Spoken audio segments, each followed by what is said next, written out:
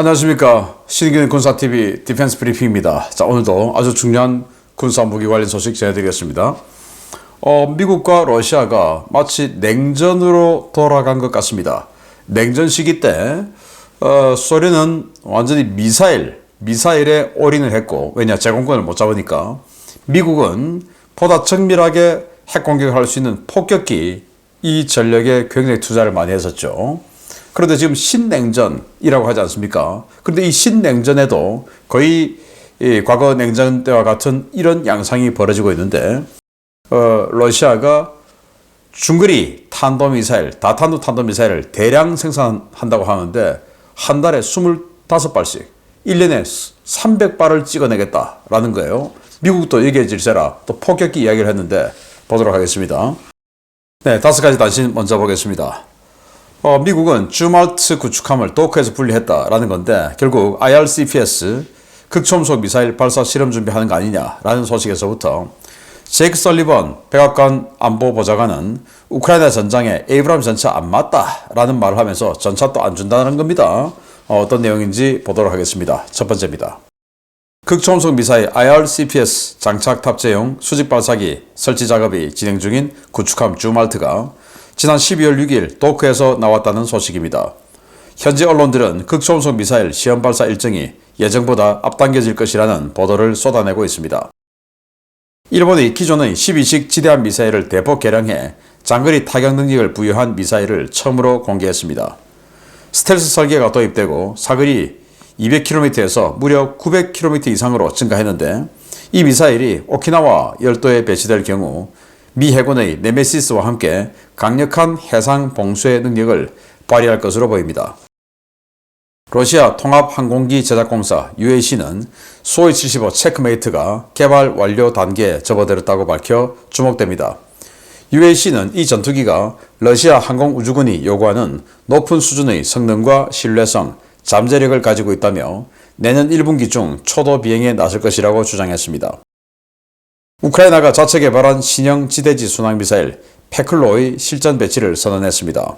사거리 700km, 비행속도 시속 700km의 이 순항미사일은 저고도 비행으로 모스크바에 도달이 가능한 것으로 소개되고 있는데요. 우크라이나는 사거리를 더 연장한 개량형도 준비되고 있다고 밝혔습니다.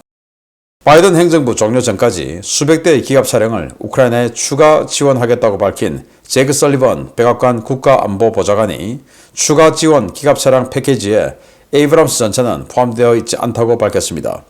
설리번은 에이브람스가 우크라이나 전장 환경에 적합하지 않다며 이제까지 지원한 31대의 전차도 제대로 활용되지 못하고 있다고 주장했습니다.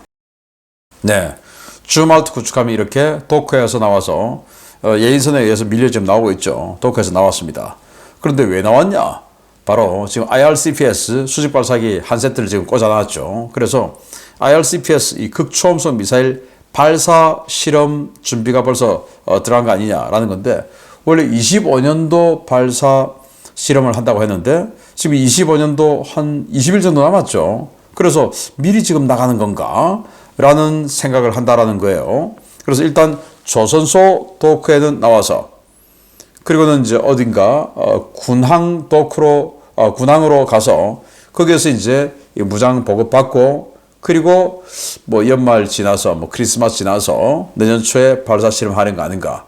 의외로 이 주말트 구축함, 스텔스 구축함에서 쫙 들어가서 이제 극초음속 미사일 쏘는 이 지대 함대지로 쏘는 거죠. 이게 사업이 좀 빠른 속도로 진행된다라는 모습을 볼 수 있습니다.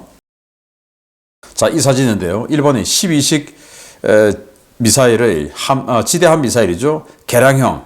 사거리가 무려 200km에서 900km로 늘어났어요. 그리고 일본의 주장대로는 스텔스 성능을 가지고 있다고 하고, 그리고 속도도 고화음속, 그러니까 시속 한 1000km 정도 이상의 고화음속, 그리고 위성 데이터 링크를 받아서 여기를 레이더를 안 켜고 완전히 그냥 패시브 모드로 그냥 들어가면서 공격해서 아주 은밀하게 때릴 수 있다라는 거고, 적의 전자전에 대응하는 또 카운터 전자전 시스템이죠. ECCM 이 능력이 아주 우수해서 지난 림팩에서 미국이 전자전 ECM을 엄청나게 세게 걸었는데 그걸 극복하고 5발을 다 명중시켰다고 해요.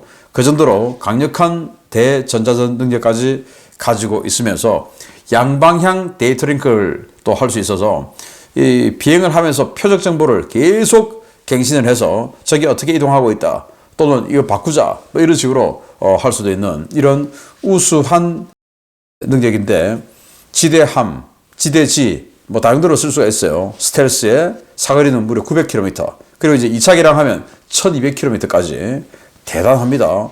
1200km면 뭐 일본에서 북한도 때릴 수 있겠네요. 기대해 보겠습니다. 자, 러시아가 수호이 75 체크메이트 UAE 돈 받아서 개발하다가 UAE가 손절해버렸죠. 그래서 이제 붕 떴는데 그걸 지금 뭐 개발 막바지다 라고 러시아 통합항공기 제작공사 UAC가 주장을 했어요. 그런데 이 사람들이 워낙 그냥 뭐 입만 열면 거짓말하기 때문에 저는 이 주장은 신뢰할 수 없다라고 생각하는데 아니 돈 대줘도 물주가 그냥 돈을 끊어버렸고 새 물주를 못 구했는데 지금 이 러시아 경제 사정이 이게 뭐 되겠습니까? 그리고 그렇게 빨리 또 뚝딱 나옵니까? 어쨌든 뭐 자기네들은 스텔스 성능은 수호이 57보다 더 뛰어나다. 뭐 제가 봐도 그런 것 같아요. 이게 실제로 구현된다면. 네. 그런데 내년도쯤에 나온다. 내년 1분기에 초도 비행한다. 이 말은 완전히 거짓말일 가능성이 높다라고 생각을 하고요.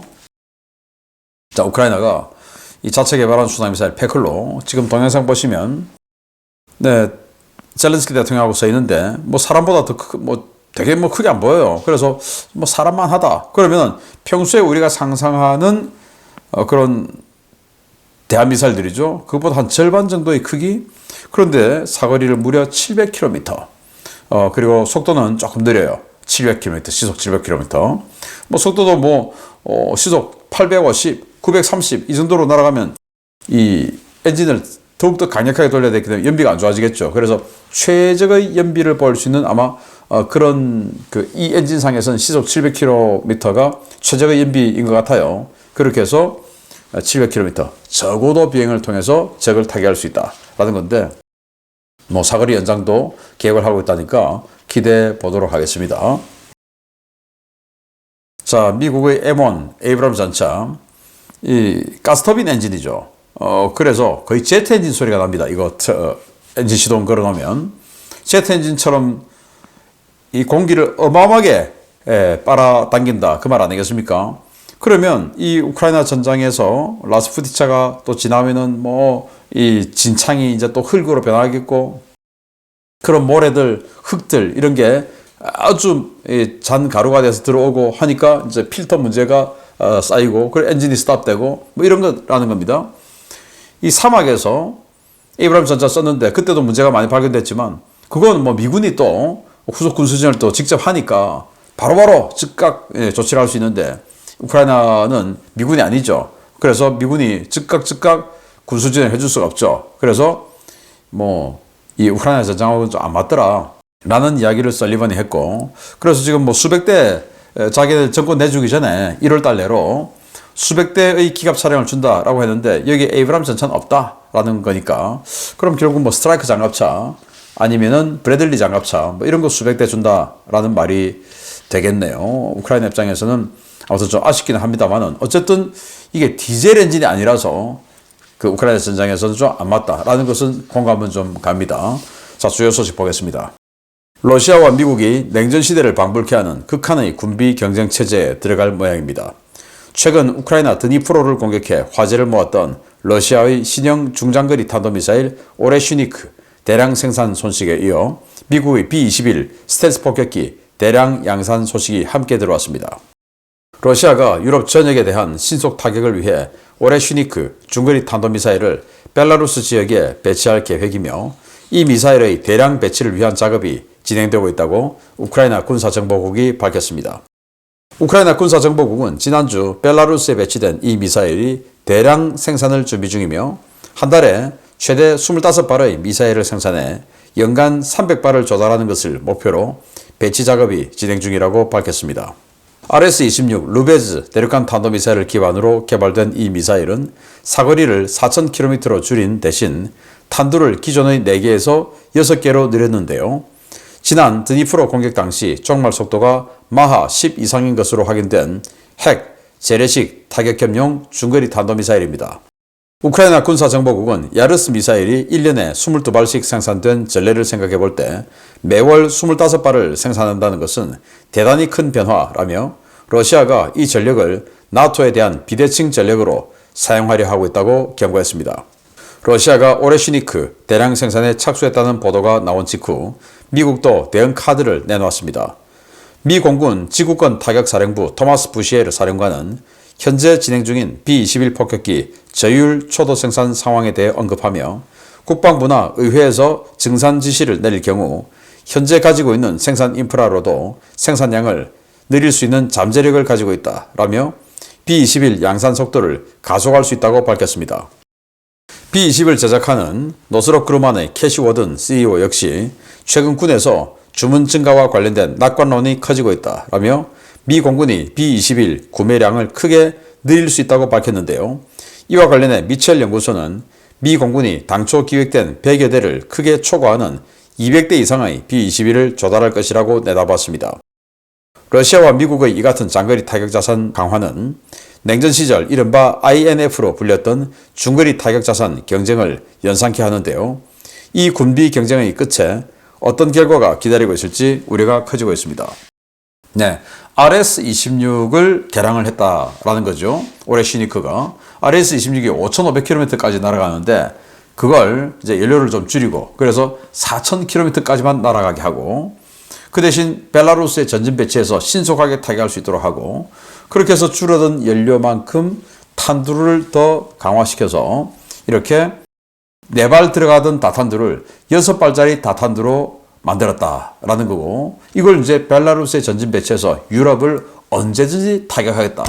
자, 그런데 이 보도가 트럼프 대통령이 유럽 니들 국방비를 GDP 대비 3.0%까지 안 올리면 우리 나토 탈퇴한다? 라는 협박을 한 그 보도와 비슷한 시기에 나왔어요. 그러면 제일 강력한 동맹국인 미국이 야, 국방비를 지금보다 2배 이상 지금 뭐 유럽에 있는 나라들이 많은 나라들 아직 국방비가 GDP 대비 2.0% 안 되죠. 그걸 3.0%로 올리라고 하면은 지금보다 2배 올려야 되는 거죠. 야, 2배 안 올리면 우리 나토 탈퇴한다. 니들끼리 알아서 해라. 라는 거 아니겠습니까? 그럼 큰일 나는 거죠. 이런 상황이다. 자, 여기에서 미국은 우리는 B-21 폭격기를 2배 정도 생산한다. 지금은 한 100대에서 140대 생산을 예상을 하고 있는데 이걸 200대 이상, 최소 200대 이상이라고 하니까 과거 마치 냉전 때 러시아는 제공권을 못 잡으니까 완전히 미사일을 올인했고 미국은 가서 때리는 B2 같은 거 이런 거 개발을 했던 냉전과 같지 않냐. 신냉전은 냉전과 똑같은 도돌이표다. 자, 냉전 때 우리는 어떻게 했습니까? 우리도 정말 첨예했죠. 그 첨예한 상대인 북한 그대로 있죠. 그런데 우리는 이렇게 천하태평이다. 라는 생각을 하면 우리가 이렇게 천하태평이면 상황은 안 그런데 큰일 날 수 있습니다. 우리 정신 바짝 차려야 됩니다. 마치겠습니다. 감사합니다.